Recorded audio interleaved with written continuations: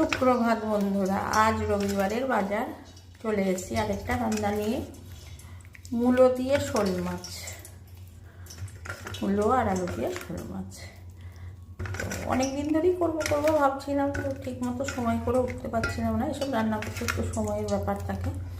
তো আজকে নিয়ে এলাম শোল মাছ দিয়ে মূলো দিয়ে রান্নাটা।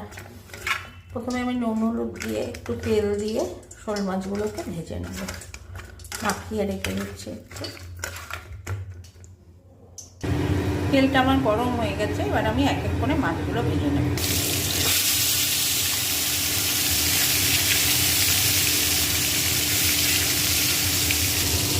মাছগুলো ভাজাতে একটু লাল করে মাছগুলো ভেজে তুলে রাখবো।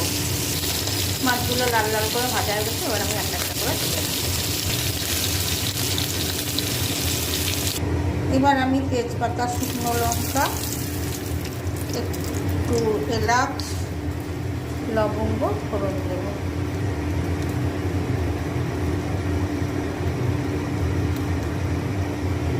এলাচ লবঙ্গ ফোড়ন দিলাম, দিয়ে আমি আলুটা ভেজে নেব।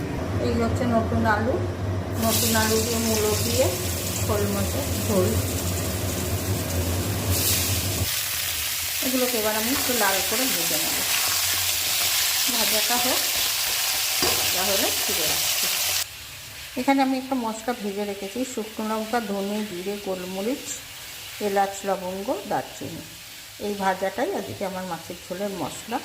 তো এতটা লাগবে না, এটা গুঁড়িয়ে রাখবো, এটা দিয়ে আরেকটা রান্না হবে, ঠিক আছে।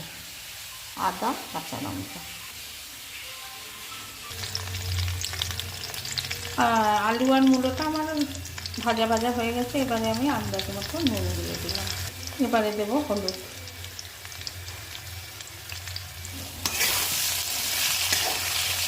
নেড়ে দিলাম।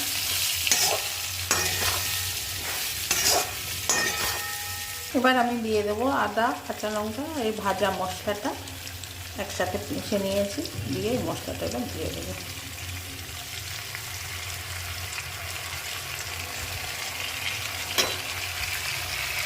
মশলাটাকে এবার একটু মাখিয়ে দেবো।